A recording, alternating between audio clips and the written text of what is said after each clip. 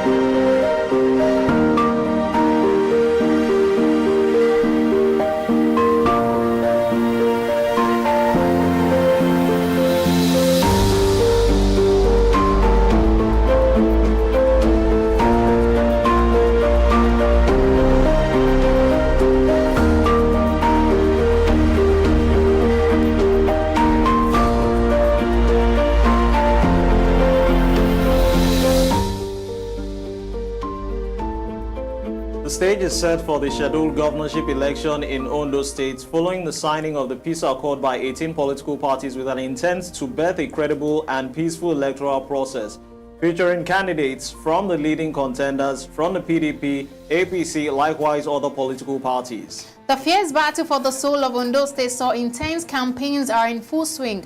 Political activities have been pretty deafening, full of uncertainties, with each party outlining its vision for governance and development. The outcome of this election will not only determine the next governor of Ondo State, but also reflect the shifting dynamics of political allegiance and voter sentiment in the region. German-born theoretical physicist Albert Einstein, who is widely held as one of the most influential scientists, believes that peace cannot be kept by force. It can only be achieved by understanding. Likewise, the 40th President of the United States, Ronald Reagan, also asserted that peace is not the absence of conflict. It is the ability to handle conflict by any means necessary. The position of the both icons highlights the importance of mutual respect, tolerance, and empathy in building peaceful societies, and this validates the Ondo Peace Accord as such, justifying the signing of a peace accord by 18 political parties and its candidates to ensure a credible and peaceful electoral process for the governorship election in the Sunshine State this day, November 16, 2024. On Viewpoints, where we discover perspectives and embrace dialogue, we identify with stakeholders, observers on electoral happenings and occurrences at the forefront in the Sunshine States. I'm Odiawa AI. And I'm Olait on Babatunde. I believe you're quite abreast of what's been happening on the Ondo State elections. Yes. As we intend to inform our viewers out there. Definitely. Looking at the four major candidates, we're talking about Lucky Ayedatiwa, we're talking about Ibisheni Shola for the LP, we're talking about Agbola Ajayi for PDP, and Abbas Mimiko for LP. And I'm sure these people are like not like we're undermining the other parties, but they seem to be the major parties that people are feeling like they're contending with each other, knowing the parties and the strengths they have. Well, actually, I will come from this point of view whereby the candidates, we ought not to even look at the parties alone. We ought to look at their personalities and the kind of weight they actually carry, the influence they actually amass, particularly the likes of incumbent governor, which you've actually mentioned. Less than 48 hours ago, we had some people stepping down from, of course, no disregard to other minor political parties. When we talk about political parties in Nigeria, we know the parties in which we are referring to. Yeah. The top three or the top four, as they say in UEFA. But coming down to politics now, we're talking about the PDP, the APC, the Labour Party. Yeah. But now there's an underdog in Ondo State, which is quite baffling and quite amusing at the same time, because if we look at it, the Zenith Labour Party, that's why I began by talking about the personality of the candidates now. Yeah. We look at Abbas Mimiko. Abbas Mimiko is actually a brother to former governor Olusegun Mimiko. So we tend to see what kind of prowess or what kind of a statement he will actually make in this election. Why? Because even the current PDP candidate was also from the Zenith Labour Party. So is it a case whereby the parties or the candidates are actually using our platform for a popularity stunt for their candidates, after a 4-year tenure or after an 8-year tenure from the incumbent, that particular candidate now flies over to a dominant political party. These are the gimmicks or mathematics we need to look at in the game plan in the scheme of things when it comes to the Ondo state elections. All right. I feel like in Nigeria, like there was a time I was talking about it. Outside the country, we have the Democrat and we have the Republican. And once you join a particular party, you have to stay there till you probably get out of politics. But when it comes to Nigeria, we see that people move from one party to the other. And then I begin to wonder what is really going on. Are you joining this party for your own gain or for the welfareism of the people? Now, like you said, probably they're making use of this party as a platform in order to get known. But looking at the said party, I'm not sure they're one that really has a strong hold on Nigerians, on like APC and PDP that we know in Nigeria. When it comes to APC and PDP, majorly people feel like they are the one contending and other parties are just doing their thing, except for the LP party that is, growing gradually now because of the candidates, Peter Obi.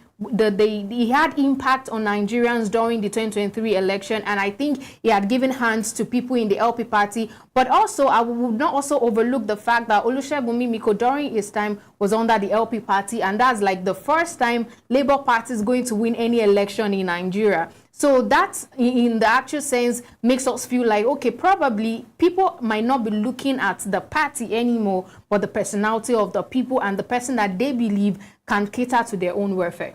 Okay, we've talked about the candidates now, and even the influence the candidates will actually have now on the electorate and also the ears of people, which will actually now sink into the subconscious. There's no doubt we have to also mention the stakeholders who are involved, security agencies now. Looking at them now, the police has actually deployed some people to cater for security concerns regarding the elections. Yeah. Now, most importantly, they now actually zeroed in on getting more females for the elections. Now, it doesn't quite make sense. Is there some gender issue being like, or some question marks behind some gender issues now? I don't know whether you reflect concerning that also. Okay, let's also look at the reason why maybe women are put at the forefront. Normally, when it comes to military or paramilitary, women are not supposed to be at the forefront. But then when we look at it also, when a woman is in a place, first thing first, I'm not saying this because I'm a woman, but I just believe that women know how to manage situations. They know how to manage things. So and men are poor managers? No, I'm not saying men are poor managers. But then when it also comes to violence, when two men are fighting, when they see a woman trying to like make peace, I feel like it sort of calms them down because you cannot just easily eat a woman. And even if you do that, you tend to calm down and apologize to her immediately, unlike a man. So if a policeman is there and I'm fighting with my other party, if I eat you, Oga, no vex, we move. But when it comes to a woman, you tend to calm down a little bit. And like I said, maybe because of transparency also, but there was a time, I think during Edo election, one of the people we spoke to said something about women being gullible, and I think I didn't take that very well because I had to ask him, so are you trying to say that women are just the only one who are weak and take things like that? But he also made his point known. He's not really referring to them as gullible. So I feel like women has the power to contain things and manage things. So maybe that is the reason why this is happening. Okay, not to actually disagree with you, but actually you've hit the nail on the head, actually, because you see the typical masculine nature is egocentric. So when it comes to a police officer in uniform, he will want to use his power. Sometimes the police officers, or probably the security personnel at large, the NSCDC, just to name a few security personnel, who want to abuse that privilege by wearing that uniform. We should also look at that angle also. Some of them might choose to be indifferent. Why? Because the vote buying, definitely some hanky-panky or anomalies will actually take place in this election. Subsequently, we should hear that in the afternoon session or in the evening sessions coming forth. But lastly, before we get our caller on the show, we need to even look at electoral umpire, because there's no how we are not going to talk about them. There's always this word or mantra of credibility and fairness. How fair and how credible they've been in times past is what we don't know. Why? Because we hear this Ondo state is another litmus test or integrity test for them on their own part. Because we look at it, it's a case of being favored for or favoring a particular party. Why? Because of power of incumbency. And there was a call for removal of the REC, the Resident Electoral Commissioner. So we tend to look at how this is going to play out in the scheme of things as the election proceeds, whether it's actually going to dictate who should actually win, or whether it's the candidate which is actually preferable. Why? Because the electoral umpire has to actually dictate at the end of the day. Okay, so the allegation was made by Seyi Makinde and the PDP candidate. First and first, it must be coming from the fact that they know that the incumbent governor now is the APC party, and I believe APC and PDP always believe that they're contending with one another. Exactly. So in this case, knowing that the incumbent governor has... Cain and Abel thing. Exactly. Knowing that the incumbent governor now has the power over every sector in the state, so it can actually definitely create fear in their mind that, okay, since this man still has control, definitely he can control her to be who he wants her to be and probably help with the winning of the election. And there's a situation of Bukola coming from Ondo State, which in the actual sense is not right. Each REC is not supposed to be from that particular state so as to, you know, curb bias or all of those things. But regardless of who or where the person is or who or where the person came from, it doesn't matter. What matters is their conscience and also upholding their motto, which is credibility and integrity. So I can only hope that Bukola would manage the whole thing and make sure that the fear of the PDP candidate is actually alienated, and then she's working so hard to make sure things work perfectly, and then they're able to uphold the credibility and integrity at the long run. Okay. We're still covering the Ondo State elections. For now, I think we should have some images fly past while we wait for our caller to come on board the show as the electorate approach their polling units for the Ondo State elections.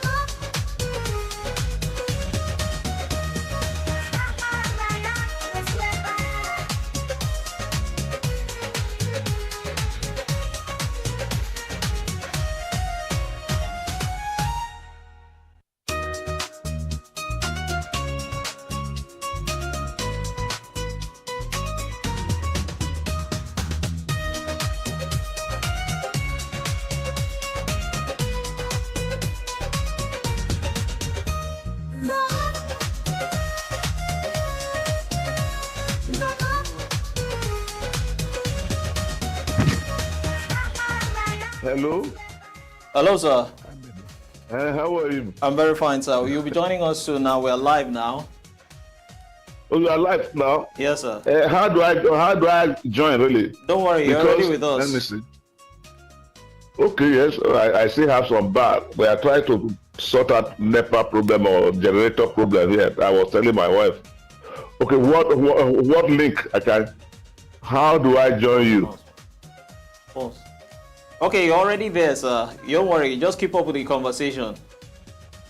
I'm already there. Yes, okay. Hey, wait, hold it, or don't put me on this in there because I'm anyway.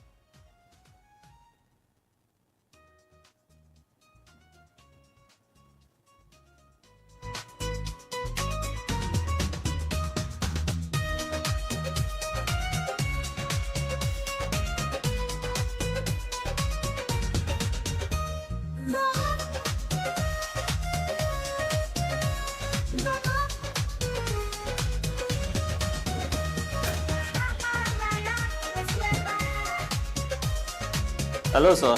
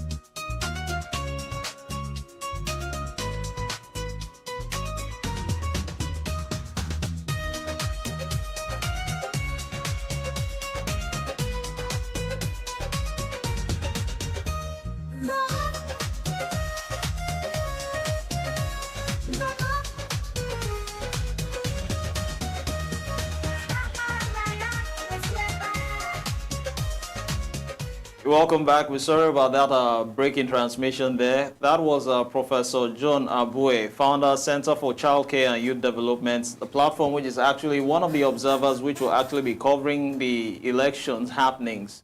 While we wait for our guest, I think there are some happenings now which are going on out there, which some images should be popping up soon. I think we should be having those images sliding in from the electorates, visiting the polling units, which they will be engaging in elections.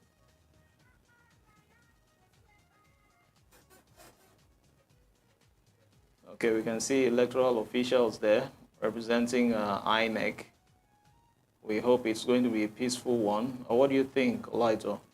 Okay, so I think Ondo State is one of the states that is known for peace. I think so. It's not like Edo States who are known for violence. Sorry about that. I know you're from Edo State. But then regardless, I believe Ondo State is one of the peaceful states we have in the Southwest. So I'm very sure the people would go to the voting center, vote, and live there peacefully, and hope that the best candidate, the person of their choice, wins the election. Each candidate has, promised them development. For Ayedatiwa, he promised them continuity and reforms, and he's been doing that in the area of agriculture. He's been doing a lot when it comes to health and education for them in Ondo State. That might be because he's the incumbent governor and he wants to contest again and win for the election regardless. So, of course, you would have to do something good in order to entice the people, in order to make the people believe you're the right person. But regardless, we can only hope that he keeps up with this, regardless of either winning or not. Because one thing about politicians in Nigeria is once they do not get to that position, whatever good thing they're planning for the people, or whatever good thing they've set in row for the people, they stop. There was a time we were talking about the bad road in Ogun State, and someone was talking about the road, and he said something about the man contesting for the local government council. Then he started the road, and the moment he won the election, he stopped. He started while he was still contesting so that people would vote for him and believe that he's a good person. But at the long run, after he won the election, it stopped. And also we have Ajayi also promising them grassroots representation. I am going for the people, the marginalized communities, the people that their voice are not being heard. I'm going there to be the voice of the people. That is what Agbola Ajayi is promising them. And Shola, he's a lawyer. So he's promising legal integrity. There's transparency in my government. So whatever you people need, whatever we're doing would be open to the people.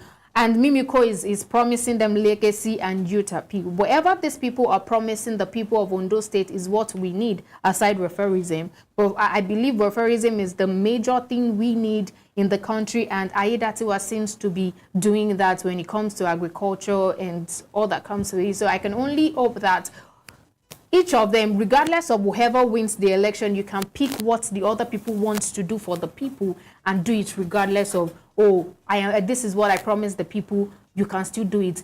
Appealing to the youth, giving them job creations and all of that is one thing the youth also want. So if Ayedatiwa is not promising that, but if he won the election, if he can do that, it's not bad. If Abbas wins the election, he didn't promise them reforms. He didn't promise he's going to put in a lot of money when it comes to their health care or education, all of that. But regardless, if he wins the election, he can pick that up and do it for the people because the people needs it.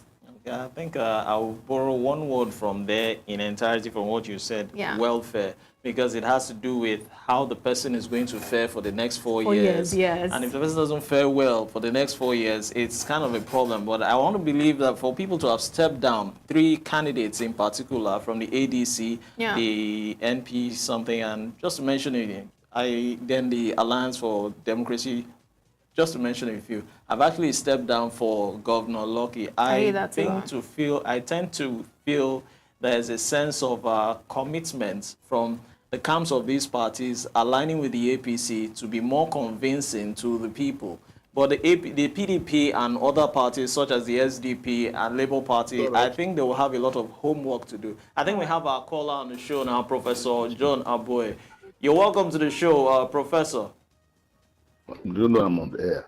Yeah, okay. I'm sorry about the breaking transmission earlier on. I want to believe everything is running smoothly. Hello. Okay, hold on. Hearing? Hello? Hello, Professor. Can you hear me? Yeah, no, I could hear you now. I'm on loudspeaker. Okay. Sorry about the breaking transmission earlier on. I want to believe your platform is quite disposed to the Ondo elections, quite well aware. Yeah. Okay, we have a Professor John Aboye for the elections as one of the keen observers. I have with me Olaito on the show, Professor. Good morning, Professor. How are you doing today? We are fine. Good morning. Okay, moving on. I want to believe you're well informed concerning the happenings. Now, with the ear-splitting campaigns from various political parties building up to this day where the electorate are actually going out to exercise their civic responsibility, how has the campaign been so far? Well, you know, in Nigeria, elections are very, very difficult to conduct and rest of it. But I think really everyone has been trying his best to ensure that his party comes up. That is my observation. Without talking, without moving, no person will come to your side. Some islanders have said, oh, the campaign has been a little bit dull. We are not seeing people. I say you don't need to see people. Messages are being passed here and there. And I think the election will come to pass. Okay. All right, sir. With what you just said, it can only show that the people knows who they want to vote for, and everybody has been campaigning so far, regardless of going out or not. But before now, sir, the PDP and APC are traded words over alleged plans to compromise the poll. What implications do the allegations of electoral compromise and the hiring of thugs have on the integrity of the upcoming governorship election in Ondo State? And how might these claims affect public perception of the political parties involved? There has been news of REC Oluwatoyin Babalola being from Ondo State. We've had situations like that. Seyi Makinde and the PDP candidates stated that during their campaign. So what do you think about the public perception of the political parties involved? Let me say this one. I'm a realist when it comes to politics. Politics is a game of the elites, not a game of the ordinary person. When people complain in Nigeria, because we just seen what has happened in America, it is because they think they are losing or not. Let the contest come out. Until the election is taking place, I cannot accuse INEC of compromising and rest of that. I have no evidence of that one at the moment. But what is important is that politics and political party struggle is an elite game played by political leaders trying to outwit each other using every means decent, some at times indecent, to get the people's vote. So Nigeria's case is not always very different. What I always kick against is a situation whereby votes are bought openly, whereby people, ballot boxes are snatched as it used to happen in those days, but because they don't even know that the ballot themselves are not very, very important these days. So if we can then, the violence that come, these are the issues that bother me. But as for the competition, for position. This is an elite game, and the best, the one that is most powerful, normally comes up top. So I don't want to look at all those accusations, counter accusations. They belong to the process of winning an election, and it is the toughest. Take what has happened now in America. Most of us, personally, I have thought that the Democratic Party will win. It was the Republican that was actually saying, "Oh, there will be rigging and the rest of them," but they came out tough. That is what politics are about. It's an elite game where one set of elite tries to outwit the other. Okay, moving on. Let me key into what you've actually said now, sir. It's an elite game by the political elites trying to outwit the other, which takes me to the peace accord. You quite agree that it's essential to state the National Peace Accord Committee, which was founded in 2014 as a non-governmental organization comprised of elder statesmen in the country to promote free, fair, credible, and peaceful elections. Now, basically, the Peace Accord aims to ensure that a credible and peaceful electoral process, while the candidates pledge to accept the outcome of the polls and feel dissatisfied, can actually seek redress via constitutional process, I beg your pardon. Now, what are the potential impacts of the peace accord signed by political parties and their candidates in Ondo State on the electoral process, and how might it influence voter behavior and perceptions of the legitimacy of electoral outcomes? You see, my answer to my response is this. Anywhere there's injustice, what do you get? There will be counter reactions. People will protest. So when you have signed an accord for peace, we plead with all the parties to respect it. We plead because once the process is disrupted, we may all become losers at the end of the day. So my plea is this. We need credible election. Animals are not coming to run this election. It's human beings. The political people, the politicians, we are pleading that whatever peace accord you have signed, learn to abide by it. Elections is taking the wrong way in Nigeria. It's supposed to be a process that produces leaders to lead for the next 4 or so years. That is the beauty of democracy, because it has time limit. So we can only plead that politicians should respect the rules of the game. If you violate it, there will be violence. If you respect it, there will be a good perception of the electoral process in the district, and people will accept the result eventually.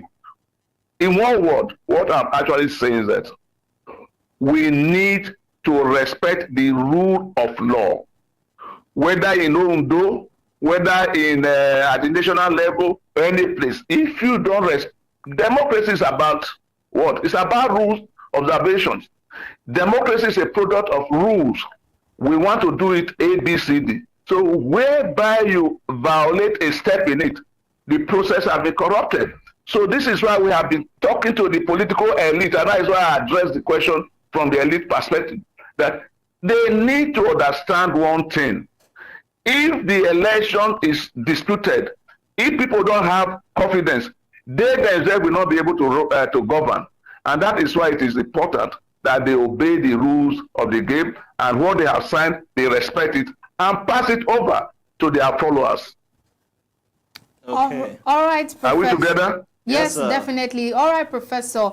Okay, so we know that when it comes to election and campaigns, other party members support their own. Labour Party 2023 presidential candidate Peter Obi led the campaign of the party's candidate in Ondo State, Shola Ibisheni, and his running mate, Mr. Dayo Awud, in a roadshow across Akure. Just like for PDP, Seyi Makinde, Demola Adeleke, they came into Ondo State in order to support Agbola Ajayi. Now, as a people-centric party, and also knowing that Labour Party is a growing party, thanks to the candidates, presidential candidates, Peter Obi, who has helped in making the party well-known, aside from when Mimiko won the election in Ondo State. Then, now, as a people-centric party, what specific strategies do you believe the Labour Party can implement to effectively engage Ondo State residents and encourage them to prioritize issues such as employment, education, infrastructure, over vote buying in the upcoming governorship election? We know the people are going through a lot right now, and people also want things that can solve their problem as it is right now. And people are hungry. People need a job in order to get money to feed themselves. People want their children to go to school. They want their children to become elites and also probably later in the future contest for election. And they also want infrastructure like healthcare and all of that. But then what strategies do you think the Labour Party can implement to effectively engage the people of Ondo State in order to take up all these good things, long-term effect of voting them in over vote buying in the upcoming governorship election? You know that the Center for Child Care and Youth Development is an observer. And what you are asking me now is to start giving a political party advice. As far as I'm concerned, and that is why I'll be very guided in responding to your questions. As far as I'm concerned, I will not be able to say Labour Party should do A, B, C, D. Okay. But I will say that the political party, one of the responsibilities of political parties is to educate members, is to ensure that the program they are going to execute benefit the society, is to be socially responsible to the people, is to ensure that everyone is empowered. And the way of doing this is through political education, which many parties have failed to do in this country. The primary purpose of having the political party actually is for you to be able to educate your followers, to educate the populace that this is what you want to do and this is how you are going to do it. As far as I'm concerned, that is not being done. In the days of the revolution in Russia, you find that the major problem, the major concern, of Lenin and his group was how to educate the worker so that they will be conscious of their own rights and responsibilities to their own parties. So whether PDP, whether APC, whether Labour Party, this is the platform, this is the path they ought to take, no matter. So I wouldn't be saying Labour Party should, otherwise would now turn out to be a party member. As far as today is concerned, I'm not a party person. I'm just going to see what is happening and make my comment and observation and recommendation later on for a better conduct of election in this country. All right, sir. So are you trying to say that the political parties contesting for this gubernatorial election are not focusing on what they should be focusing on? Exactly what I'm saying. I've said that one in several papers I've written that the political parties do not seem to know what they are supposed to be doing. Their responsibility is to ensure that the populace is properly educated on their own visions, on their own missions, so that people will have options to say, look, I must vote for this political party because his program is going to impact on me positively. This is not what they are doing. Instead of spending money on, say, NGOs and other parties that can mobilize society, they reserve that money for maybe both buying and the rest of them. If they are to do their job very well, the focus should be real serious political education of the society, letting people to know why they are better than, why one is better than the other. But you don't see that one at all. Instead, in their strategy session, they vote money to say, okay, we are going to give 10,000. Then the other party will be looking and say, oh, that party said they are going to give 10,000. Okay, let us budget 12,000. That is not the way it should be. It shouldn't be. You have to really, aspire to win the soul of people to your own political ideology. Otherwise, you have not started.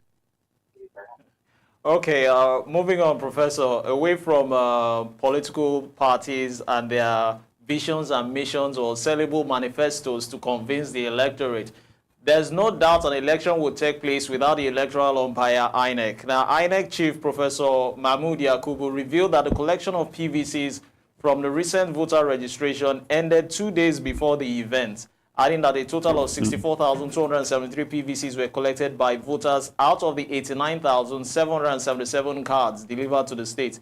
This, he said, represents an impressive collection rate of 71.6%.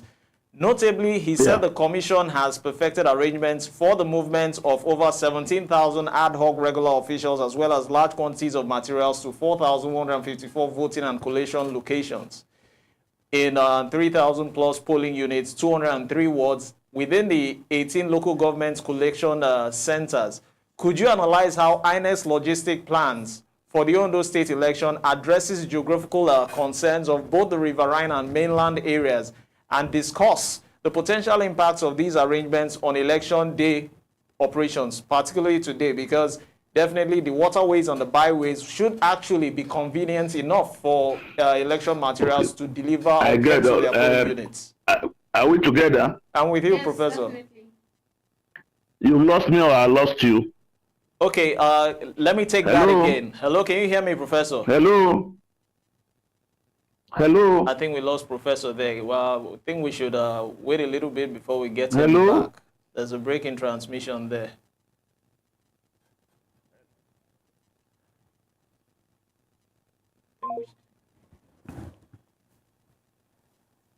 Okay, before we get back to the professor, so far so good. Okay. On his analysis on how we've drilled him over the few questions which we've posed to him, what do you think his perception is like as an observer for the elections? Okay, so I was saying something earlier that regardless of who wins the election, I really hope each party can pick up what the other party wants to do to the people, wants like their plans for the people.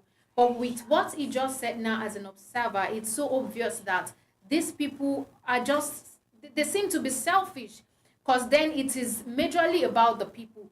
Creating awareness, letting them know what you want to do for them and how to make life comfortable for them. But instead of doing that, they are making use of other ways such as vote buying and hiring of thugs in order to make sure that they win the election, which is wrong. We've been creating awareness on saying no to rigging of election, vote buying, but it seems to be that everybody is doing the same thing. Oh, he also made mention of educating the electorate, actually. Yeah. While we wait for our guest, I think you should still be in. While we wait for our guest, Professor. Yeah, okay. We are back. We lost you there. We were kind of analyzing earlier on what you've given us on ground and to our viewers out there. Okay, moving forward, away from the sellable manifestos and the visions and missions of political parties, which, of course, they might live up to or not live up to on a 50-50% chance, there's no how we would not mention the electoral umpire INEC. Now, INEC's chief, Professor Mahmoud Yakubu, revealed that collection of PVCs from the recent voter registration ended 2 days before the event, adding that a total of 64,273 PVCs were collected by voters out of the 89,777 cards delivered to the state.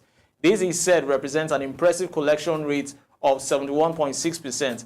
Notably, he said the commission has perfected arrangements for movement of over 17,000 ad hoc regular officials, as well as a large quantity of materials.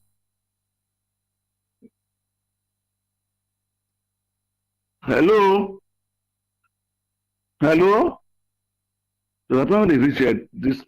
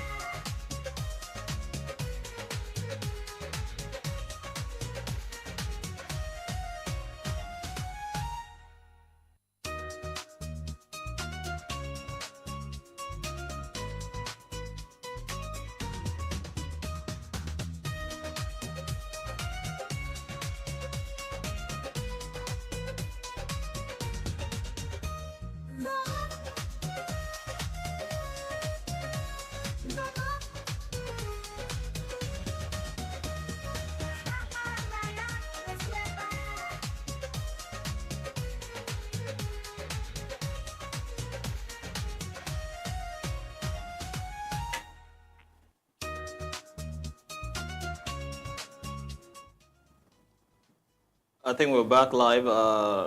Sorry for the breaking transmission there. This is still a viewpoint, and I'm on Diawa AIN, and I'm a light on Babatunde. I think we should still have the professor there. Hello, professor.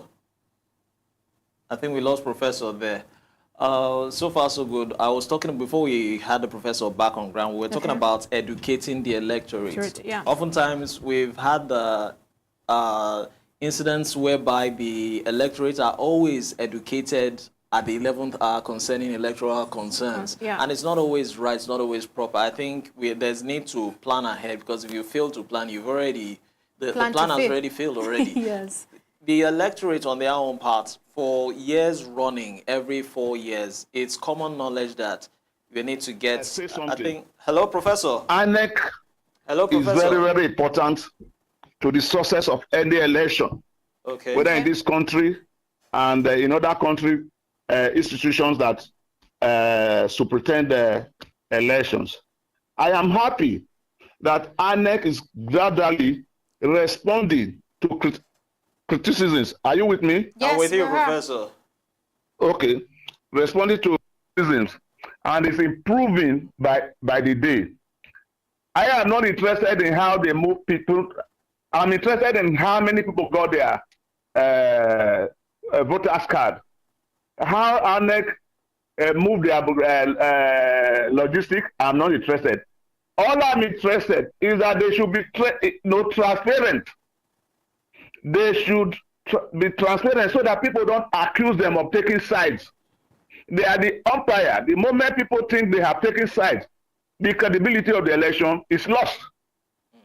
That is why I said I'm happy they are responding to criticisms over the time. We have seen incremental improvement, but they still need, INEC still has many, many miles to cover to win public support, public confidence in their own action. Okay, this is very, very important. I think that is the point. That is the point I needed to make about INEC. They are set up. They are set up to what?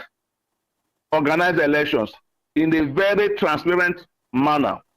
As long as that is not there, as long as people think they are partial, as long as they themselves are not taking steps to win the confidence of the people, the elections will be doubted. So this is why I think I don't need to praise them. I don't need not to praise. I don't need to praise them or otherwise, because they are portion. They are created to do that and to give us a credible election. So we are watching to see whether this credibility will come out from this their outings in Ondo. Okay, that's fine. All right, so what you just said that the INEC are trying to live up to credibility and integrity, and we can also only hope that they would definitely do that. Now, shifting of the APC in Ondo State, Oladuni Odu had expressed confidence in Governor Lucky Ayedatiwa, the party candidate, on emerging victorious at the governorship poll in the state.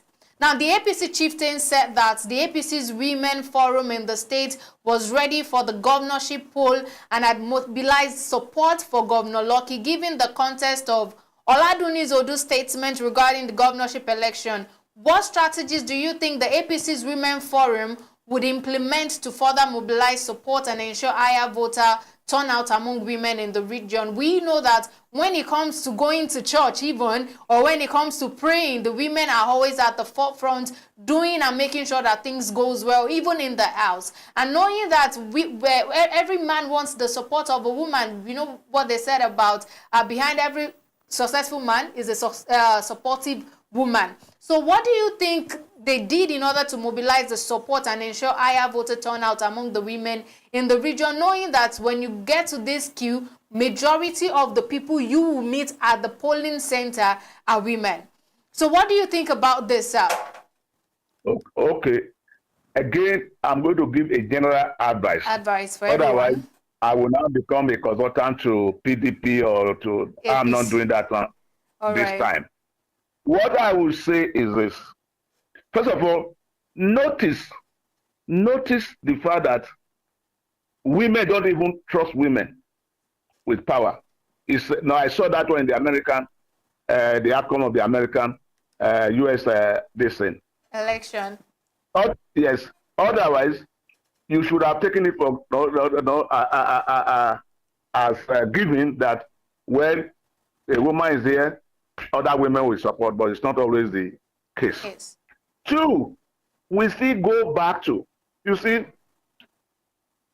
dogs today are being trained to participate in war as intelligence officers, as it were. They are able to tell you, you train them, they participate, they carry information there and come back. If animals can be trained to participate in human activities, you can now imagine what it will be if the man and woman is actually educated.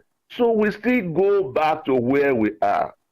We need to focus, the parties need to focus attention on educating the woman to have confidence in what it's doing. The party need to educate the ordinary citizen to have faith in what they are doing. Otherwise, we will not go anywhere. Whether PDP says this, or APC says that, or Labour says that, is immaterial. They are in a competitive game to win, to outwit each other. But the sensible party would have by now ensured the sophisticated education of its own members of the society, so that after the election they become victorious. Okay, that was quite. Education is public education, sensitization, again and again. That is my recommendation. Okay, that was quite amusing on the part of the remark you made regarding women. Some little chuckle there on the side, Professor. Okay, moving forward, there's no how we won't be talking about security concerns, as Police IG Kayode Egbetokun, represented by Deputy Police IG Abiodun Alabi, he actually said the police will deploy, or I want to believe must have deployed, a total of 34,000 plus personnel to polling units, wards and local government collation centers, as well as other strategic locations. What measures do you think deployment of security personnel would be, including police, various security agencies? Why? Because as at this morning, the army was also deployed to Ondo State. What actually will these security agencies have on the electoral process in Ondo State, and how might these measures impact public perception of election security and integrity? Because if we liken it to the recently concluded Edo State elections, it was more of a warfare with a heavy presence of uniformed personnel. Honestly, I am always worried when I see so many security people on election day. We make it look like we are going to war front. It shouldn't be so. As a matter of fact, if I have my way, security people should stay at strategic positions. They should not even be seen, because by so doing, you are intimidating the voter. We are all human beings. If there is too much security, so many security people in the street, you begin to think whether government sent them to go and do a particular job, a very, very unholy job. So the fewer they are, for me, the better. Because short of going to say vote for party B, party A, their presence sends some wrong signals that we are not safe. And the election shouldn't be conducted under that impression. We should be able to leave our house, go to the place, vote in accordance with the law, and return home. So what I'm trying to say is this. I am not really a supporter of very, very strong army of people, of security men in any state, because an election is about to take place. It sends the wrong signal. It tells us we are not yet matured for even the democracy we are trying to. Why must we have so many soldiers, so many policemen, So many, whether internal, what they call it, all this security, internal security, national security men. We don't need them. If we are doing the correct thing, we should be able to vote with fewer men. No, if you commit an offense, somebody should be able to arrest you there and send you there. But don't put people on the street and start intimidating them. I am not impressed with such high number of people. Okay. Because we are not going there for the war. Okay, Professor. I am not at all. Okay, Professor. Yes. Information making the rounds is that the essence of this security personnel is to actually make sure that potential threats to polling units are actually warded off. So the intimidation there, which is the key word which you have actually said there, because definitely some civilians will be scared of police regalia when it comes to bulletproof, the guns and the armory in which they will actually appear with, whether it's the police, the army, or whatever security personnel may be. Will you advise an electoral police is actually set up as the Electoral Act should be amended? Yeah, anything that will improve the electoral process and enhance the confidence in the entire process should be done. For example, if this were actually well done, we have enough laws. We have everything that should be, that should ensure that laws are obeyed. Last time, the last election, so many people were caught doing wrong things. I may be wrong, but I'm not too sure whether they were punished immediately so as to serve as deterrence to others. The problem really is not creating new things as people seem to believe. Structures are not the problem. The problem is how to use those structures to achieve what we want. The problem has been the inability to really use structures to implement. Somebody is seen buying votes.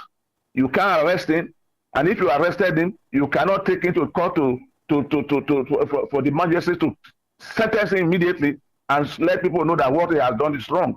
So the focus should be, the area of focus, in my view anyway, is the implementation of the rules. Okay. We have the wrong notion in this country that the moment you make rules, things will become good. No, rules are nothing. They are useless if they are not being implemented. They are just mere pronouncement. It is the ability to implement them. Get somebody to arrest. Arrest the person. No person should call you from above to say release him. No. The moment that is allowed, you have defeated the process. So my take is this. Yes, we have the same great call for electoral listen. Fine. But that is not actually the issue. The issue is that even the ones we are having, we are not using them well. And that is where using them well should be the focus henceforth. All right. I think I agree with Professor, because one thing that I know we do in Nigeria is we create the structure, we create the strategy, but then it's always difficult to follow through with it. And like he just said, even the people we have, how are we implementing them? How are we making use of them? Is it to go to the polling unit to create fear, or to make sure that people feel relieved and they can vote freely? Now, going back, leaving the police and INEC aside, let's go back to the political parties. We know how these political parties, they support each other regardless of what is going on underneath. For Agbola, we know that for Agbola, the PDP candidates, we know that they are all trying their best in order for him to win the election. And the LP candidate also said in Ondo State, LP is not dead and that they're going to win the election. He said that they're going to come out victorious. And also, we also know of the incumbent governor, although there's been a lot going on underneath that we might not know internally, that there's been conflict internally, but then they also believe they're going to win the election, even knowing that there are other parties that are stepping down for him. What strategies do you think political parties can implement in order to maintain unity and galvanize support among its members, leading to the governorship election today in Ondo State? Knowing that outside the country, when we talk about USA, we only have the Democratic and the Republican, and each party stays loyal, each person stays loyal to their party till whenever they are off political activities. But when it comes to Nigeria, we move from one party to the other, which also means that they are not maintaining unity. What can you say about political parties, and what do you think they should do in order to be loyal and maintain unity and galvanize support amongst their members? Because how do you expect me to trust you when you move from ZLP to PDP to APC just for you to win an election? So how do you think they can maintain unity and galvanize support, sir? Okay, thank you. The first thing is to have a general notion of politics and life itself. Every politician, even when he knows he hasn't really done enough, thinks he will win an election. Every political party is set up to win election in order to have power. So every political party has the legitimate right to say, I will win the election tomorrow, I will win the election today, because that is what is meant to.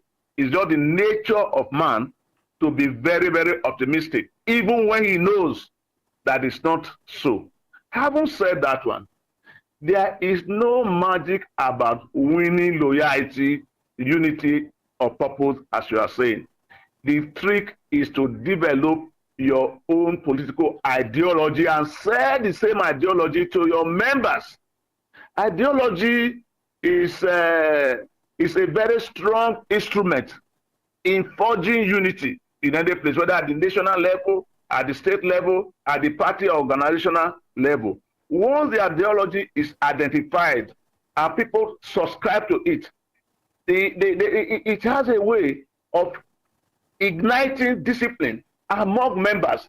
It's like taking an oath, and you find it difficult because it informs your way of life, the way you think, the way you look at issues. Ideology is very powerful because it informs the way you respond to, you make decisions. Is this good?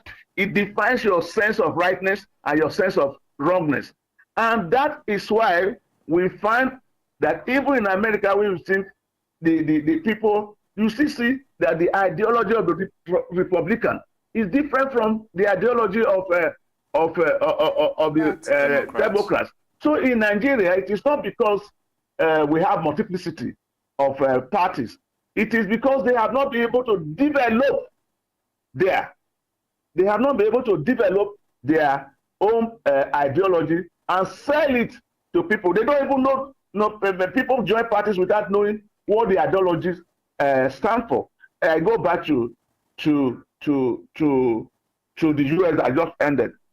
I wanted the Democrats to win, but you find that when the Republicans began to say, we want to make America great, we don't support abortion, they are speaking to people's values. We are speaking to people's values.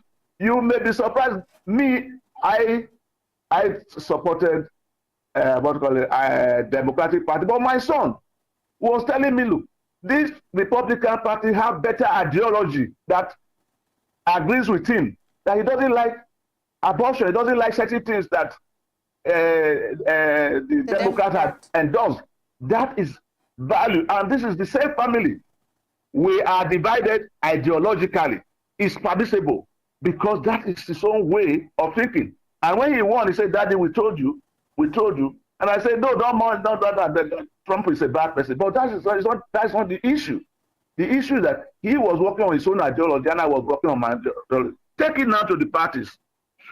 Can we actually see any difference between APC and PDP? If there is any difference, has there been any effort, or even the Labour Party, has there been any effort for people to say, this is the distinct thing about my party, and for other people to buy into it and let that one push them into what they are doing? Do you know that ideological brothers are stronger than blood brothers? That is what ideology does. So what I think we should do is for political parties to set up the educational aspect of their own structure and ensure that the ideology of the parties are spelled out in such a way that people will identify with them, with those ideologies, and sell it When we now look, when people begin to see that ideology A is superior to ideology B, they now know the path to follow. At the moment, we are not having the right compass, ideological compass, to drive members into taking part in the political process to bring about a victory. What we now see is this. Somebody in the PDP leaves PDP to APC and feels very comfortable because they are more or less the same. Do you get it? Yes. Somebody in the Labour Party, who is supposed to be on the welfare side, has forgotten it, and he's not even telling people that this is what I want to do, and this is why I'm better than the rest. He's not able to show that PDP and APC are actually the same, the same thing, but very different names. So these are the issues. So if you really want to have the kind of loyalty, the kind of sympathy, the kind of love for a political party, you must intensify the ideological base of your political organization. All right, this Professor. Is what I have to say there. I think from what you've just said now, it's pointing to the fact that even the candidates do not know the political ideologies of their party, and that is why they can move from one place to another. Yeah. Okay. They don't. That definitely shows. When I was doing my postgraduate work in England, I came to realize the importance of ideology, because the party I was on, the Labour Party I was associated with, every Saturday weekend we have what we call ideological education workshop. We got to know what, and those of us who were in the militant angle of the Labour Party, we even didn't agree with the mainstream. We thought that they were now capitalists to the core, and they no longer represent. So the militant group came up. But then we need to educate ourselves. We were educating ourselves so that if I have to attend a party, I found out a pub, I will find out who are the brain behind. If it's a core capitalist, I say no. I won't give my money to such people. So that is the kind of political education that we needed, and we're not having it here at home. No person spends money. No person even wants to do any training. All we focus on how to buy votes. Voting is not part of the original democratic political culture. No, they were invented just to upstage winning elections in these developing countries that do not seem to have any much regard for rules of the game. I think the problem is when you do not know your identity, when you don't know who you are. It's a problem, because they do not even know their ideology. So how do they cater for the needs of the people? And I think that is where the selfishness and it's only me, I have to win the election. I think that is where it's stemming from, because if you do not know what you stand for, how then do you help other people know their person? And I think our candidates, or when it comes to politics in Nigeria now, they seem to not know who they are and what they stand for. And so all they do is vie for a position and try all their possible best to win. But like you said, that they need to, create strategies on creating awareness and letting them know what their parties stand for and what they need to do when they're vying for position, so that people can be able to differentiate APC from PDP, from LP, from ZLP. But then let's assume they have all the strategies in place. Let's say they can make use of all these things. How can these strategies address potential challenges within the party?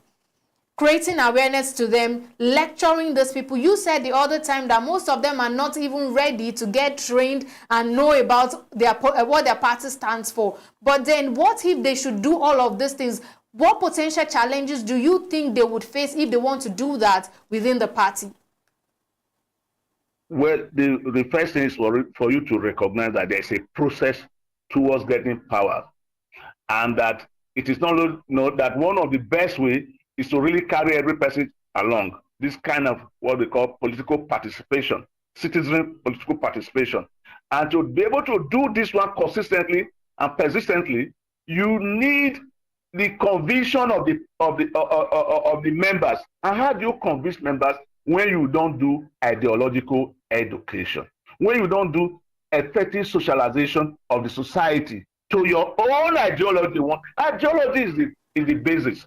So in future, we must all sit down to the question of serious political education.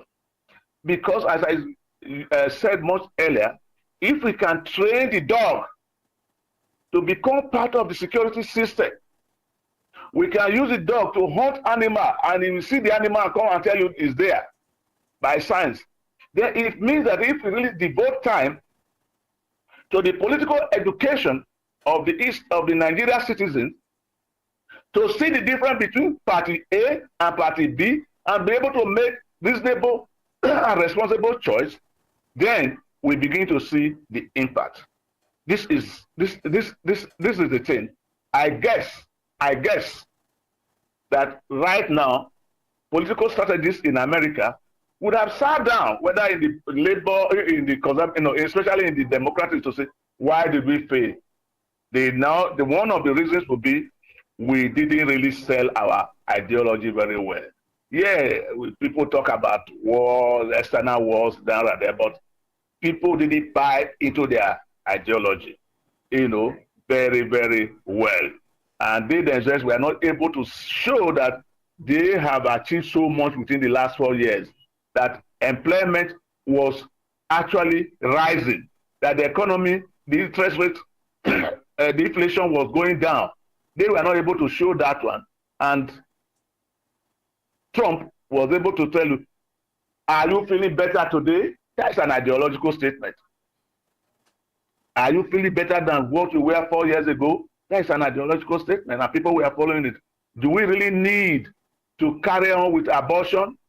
Don't people have rights? And this is appealing to people's spiritual belief. You get what I'm saying? Yes. This is what we need to do in this country. Intensify efforts on the ideology, on reaping the soul. Let me use what some Christians says. Don't you see what happens, whether in the church or in the mosque? People are there because somebody is speaking to their souls. We need them. So let us win. Let the parties aspire to win the souls of the citizens to their own ideology. And for that one to do, it has to be simple. It has to be one that every person buys into and understands and loves. Yes, this is what is lacking at the moment. And as long as that education is not given priority in the political process, nothing will happen. Okay. Nothing will happen. Okay. Nothing better will happen, I meant to say. Okay. Whether you put 20 million policemen or security men, those people who will rig know how to rig. But if somebody knows that rigging or believes that rigging is bad, he won't do so. He won't do so. When Trump tried to buy a bet for election result during the time he failed, the man, Georgia, the Secretary of State said, no, Mr. President, we did the correct. We don't have any election to vote to give. He said, do you know the implication of what you are saying? The man said, yes, I know. We did the correct thing. And he lost. They didn't go to remove the secretary. The man said, no, the Constitution said this. You have to have something you believe in and uphold it to the end. Otherwise, society will not be good. I've just used the word Constitution. How many people even know our Constitution? Instead of people to study the Constitution, you start hearing, hey, review it, change one. I said, that is not the question. You have to understand what is in the Constitution. The Constitution says, please don't do corruption during the election. You are doing corruption. You are not bothered about, the consequence. And no person is trying to hold you to your own consequence. And you think things will be good? Definitely. So let us get started. Okay, moving on away from ideologies, which is a factor which should actually sink into the subconscious of the electorate or people at large in entirety. We should also not forget in our locale here a particular issue such as ethnicity, which has been settled in the zoning of the election to the Southern Senatorial District.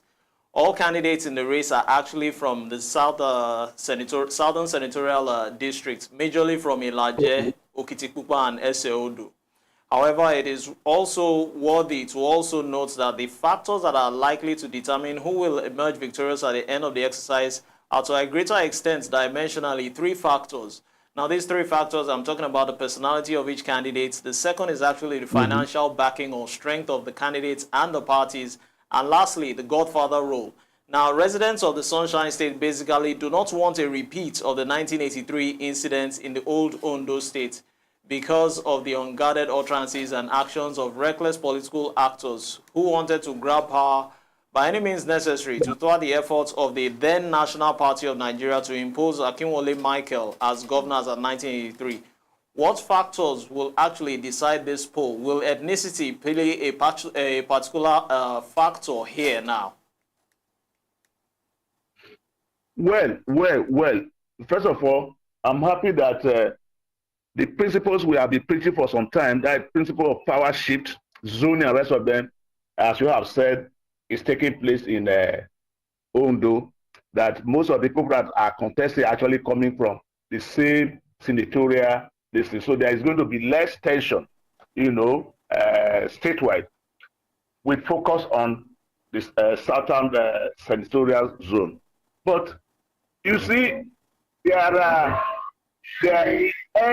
in any politics, certain factors emerge. In American politics, for example, you saw money, the role of money. Money will always play a part. It is how you use that money. What are you using it for? Is it to purchase people's vote? That is one. I'm happy that you also mentioned the fact that personality counts. Personality counts. Because your perception, how people see you, should also determine whether to vote for you or not. It is not only in Nigeria that we have godfathers. It's only that it's not so-called, they don't say godfather, but there is always somebody, some people who determine the political process of this thing. You may call them the political elite, who say this is the person we should vote for. Then if he endorses you, you are likely going to win. So these, I don't want to see it as ethnicity, but the three factors you mentioned are very, very factual, and they could determine the fate of any election. Any election, personality, then the money factor, and the ability to communicate your ideas. I don't know the size of the various ethnic groups in the area, so I wouldn't say that one. But then you will find, as we have seen now, that when you have what you believe in, other people from the ethnic group can even support you. Don't you say that many black people voted for Trump? Yes. You didn't see it. So this is the thing. This thing boils down. The average person has a sense and has the ability to know what is right and what is wrong in the person that is how God created him. Then other exigencies come up, like money, poverty, and rest of them. People take advantage of something like that. It doesn't mean that sense of goodness has been lost forever. Then, if we are all having equal this one, some person behind the people we call Godfather comes and do that. Then you also try to look for your own Godfather that is as influential as any other person. Me, people talk about Godfatherism, and I said, that is not the issue. The issue is not Godfatherism, because if Mr. A has Godfather, Mr. B should also have a Godfather. Then let the Godfathers fight it behind with the spirits. Then we come out to the open and see who can win. So Godfather versus Godfather behind the scene, and the physical contestants in front that we are seeing this thing. So that Godfatherism is not the issue. Where Godfatherism becomes a problem is after the winning, you now still want to become you are not the winner, but you want to now assume the position of the winner.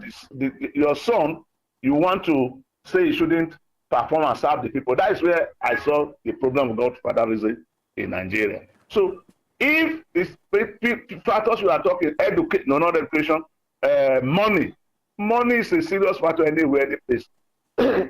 Politics is an expensive game, but it could be made cheap by lowering the cost of tickets. That is this thing. But after you've taken the ticket, you need to advertise, you need to mobilize, you need to campaign. All this costs money, and if you don't have it, you are at a great disadvantage. All right, sir. Okay. Thank you very much. Thank you very much, Professor, for joining us on this session. We're really glad to have you, and I'm sure our viewer out there have been able to pick one or two things from what you've just said. Thank you very much. It's been a pleasure talking to you people on national issues. Likewise. With particular reference to Ondo. Okay. And I hope I see the transcript, if ever. Okay, definitely. You will. All right. Thank you for joining us on the show, Professor. I wish you well. And you too, sir. Thank you. Well, that was Professor John Abue from the Center for Childcare and Youth Initiative, a platform which is actually serving in acting capacity for one of the observers for the Ondo State elections.